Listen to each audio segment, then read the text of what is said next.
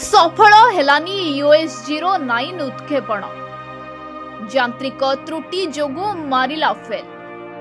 सफल हेलानी satellite US-09 उत्क्षेपण सकाळ 5:69 मिनिट्रे श्रीहरिकोटारू करा जायथिला लॉन्चिंग यांत्रिक त्रुटि जोगु मारिला फेल।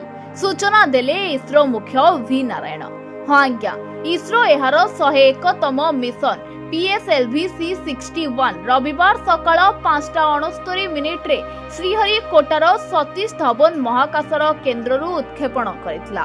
तथापि प्रथम एवं द्वितीय पर्यायर सफलता परे तृतीय पर्यायर यांत्रिक त्रुटि जोगु सैटेलाइट को निर्दिष्ट कक्ष पथरे स्थापन करा जाई पारिला नाही, जहा फलरे मिशन असंपूर्ण रहीगला।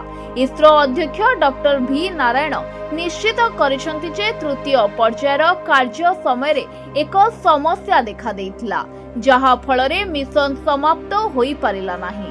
से कहिसंति जे एही विफलतार एक विस्तृत वैषयिक तदंत आरंभ करा जाइछि। Bureau report ONT news.